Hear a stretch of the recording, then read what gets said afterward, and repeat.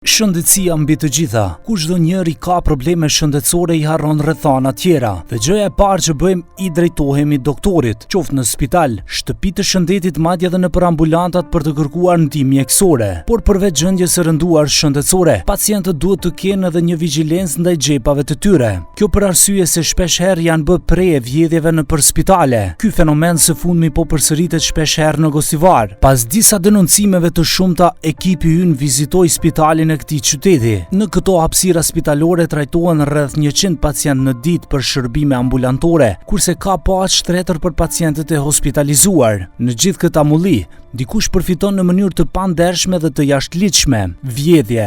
Rasti denoncuar ndodhi me 4 nëntor 2024, ku dyshohet se është vjedhur një stoli qafore ari në vlerë për rreth 1000 euro në repartin e kirurgjisë në spitalin e Gostivarit. Bashkëshorti i së ndjerës në kushte anonime tregon se ajo u vodh pasi ndroi jetë. Përveç dhimbjes që përjetova që bashkëshortja më ndroi jetë, më ka ndodhur një problem tjetër, më kanë vjedhur një qafore me vlerë 60.000 dinar, dikon 70.000 dinar. Edhe mendoj punonjësit e spitalit ta kenë bërë për gjë, tjetër kush. Sa ditë ka qenë e shtruar në spital bashkëshortja dhe për çfarë ankonte? 3 ditë ishte e shtruar në spital, ditën e tretë veç ndroi jetë. Ankoi nga sheqeri dhe shtypja e ulët. Atëherë, a keni pas vizita ju gjatë atyre 2 ditëve në spital aty? A keni qenë ju prezent? Sa persona kanë qenë bomë spitalit ku ka qenë e shtruar bashkëshortja? Veç një ka qenë një pacient tjetër aty afër me këto, edhe unë kam qenë tanë ditë risha në atë. Cilat janë dyshimet tuaja? Do thotë pasi ka ndru jetë, mendoni që është vjedhur në autopsi, a është bërë autopsi diçka e tillë apo jo? Nuk është bërë autopsi gjë, por mendoj që punonjësit e spitalit ta kenë bërë. A e keni denoncuar rastin polici? Po. Do ta hetojmë. Do të bëjmë hetimin. Sa orë masi që ka ndodhur rasti e keni denoncuar polici? Një javë mbas. Mbas u kanë dhënë rast. Kur e keni kuptuar që është terapi, pse keni prit një javë? Sepse nuk kisha kohë, vishin njerëzit me më dhanë ngushëllime, derisa e vonë varrimin, dhe që nuk kisha kohë me njerëz në paraqes rast. Dhe paraqita me vonesë. A keni shku me fol me mjekun i cili e ka trajtu ish bashkëshortën edhe çfarë ju ka thonë ai? Nuk vinë në ajo gjë, paraqitë rastin në polici, edhe do të hetojnë nga policia rast. Çfarë përgjigje keni marrë nga policia? Do të shkojnë dhe do ta kërkojnë. Nuk kemi ende përgjigje. A keni dëgjuar, a ndodhin shpesh këto raste në spital Gosivarit? Po kam dëgjuar që ndodhin edhe raste të tjera. Kam dëgjuar që shpesh ndodhin. Një rast i ngjashëm ka ndodhur edhe me 11 tetor, thot dëshmitari tjetër me inicialet AB në repartin e urgjencës. Ai rrëfen se ju janë marrë para, por rasti nuk e ka denoncuar nga që nuk pret që të zbardhet. Ai u bën thirrje autoriteteve që të parandalojnë këtë fenomen, të kapën dhe të dënohen hajnat nga që pacientët nuk ndihen të sigurt sa herë që ju drejtohen institucioneve shëndetësore për t'u mjekuar. Pacienti ka ndrujet, kena qohë, pacienti ka ndrujet, mbas 10 minutave kena marrë pacientin, kena ardhur shtëpi. Kur kena ardhur shtëpi, kena konstatuar që ati i mungon holla. Nuk ka më rëndësi se sa holla, është më rëndësi që ka një grabitje, e në unë me këtë rast apeloj që drejtorët ose spitali Gostivarit marrë masa ose të boje instalimin e kamerave të gjije atë që u bën problem. Ka një njëri atë që i bën të shkakton këto probleme, as ato se din pas një se din. E apeli është që ato të instalohen këtë dhomat me kamera që gjindet pajtori. Atëherë, sa është në rregull që pacientat shkojnë për të shëruar dhe dalin grabitur?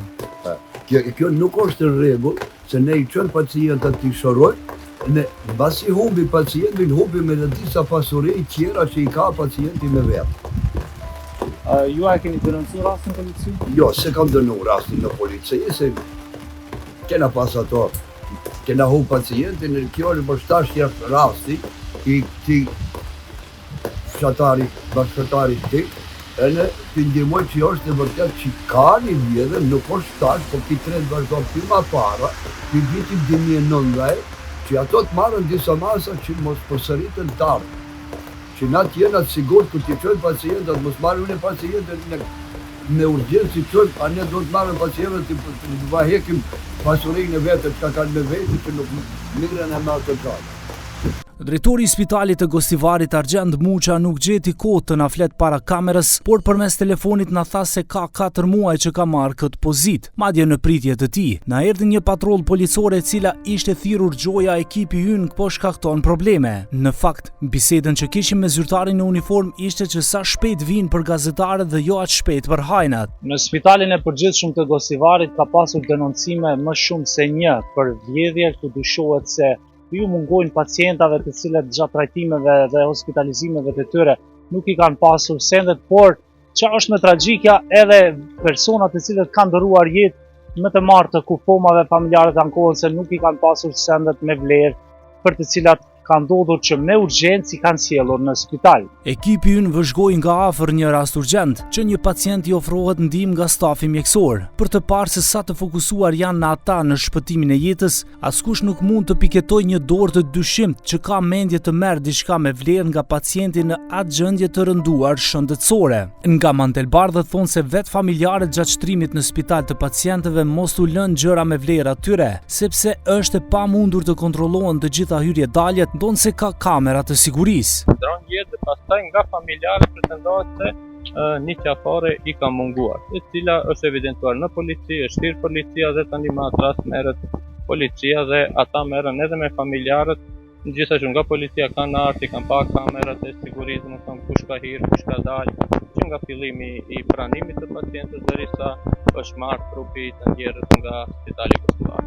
Shkon në procedurë në rast se ndron jetën i pacient, si bëhet mbledhja e mjeteve me vlerë ose gjërave personale deri në dorëzimin e saj. Kush i bën këto punë?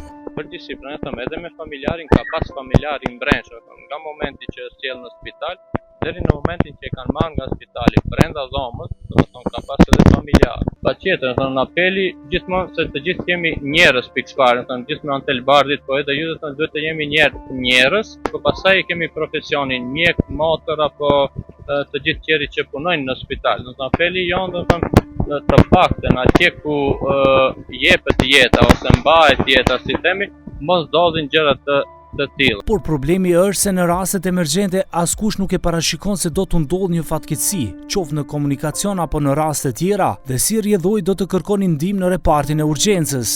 Në shumicën e rasteve dyshimet janë nga vetë stafi i spitalit që dikush e ka dorën e hajnis, por në reparte tjera ka raste ku nga vetë vizitorët e jashtëm kanë ndodhur vjedhje të celularëve, parave apo gjësendeve tjera. Më datë 13 nëntor 2024, në ora 13 në stacionin policor Gostivar, AM55 nga fshati Negotin e Gostivarit, ka raportuar se në periudhën prej datës 4 nëntor 2024 deri më 6 nëntor në qendrën mjekësore të Gostivarit, gruas e tij janë marrë bijuteri personale. Sipas kallëzimit më datë 4 nëntor për shkak të rëndimit të gjendjes shëndetësore, e ka dërguar bashkëshorten e tij në spital, ku është mbajtur për mjekim.